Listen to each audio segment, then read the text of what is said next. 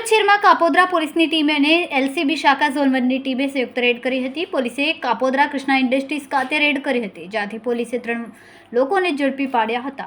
પોલીસે લાખો રૂપિયાનો મુદ્દામાલ જપ્ત કર્યો છે। આ મામલે વધુ તપાસ હાથ ધરી છે।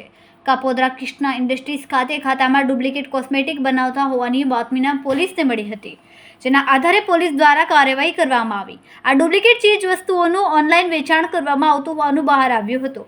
પોલીસે આકાશ સુરેશભાઈ કોયાણી, હિરેન વિનુભાઈ ભેસાણિયા અને જય મહેશભાઈ મુંગરાને ઝડપી પાડીને આ મામલે વધુ તપાસ હાથ ધરી છે। ઓનલાઈન ઓર્ડર મંગાવતા અને નકલી કોસ્મેટિક પધરાવી દેતા હતા। ઘણા સમયથી આ પ્રકારનો ગૌરવ ધંધો કરવામાં આવી રહ્યો હતો। कल कापोद्रा पुलिस स्टेशन के विस्तार में एलसीबी जोन 1 की टीम और कापोद्रा पुलिस की टीम ने कंबाइंड रेड का आयोजन किया। इसमें हमें बातमी मिली थी कि एक जगह पे डुप्लीकेट कॉस्मेटिक, शैम्पू, साबुन, फेस सीरम इत्यादि इन सब का वो बनाते हैं वहाँ पे डुप्लीकेट और वहाँ पे बेचते हैं।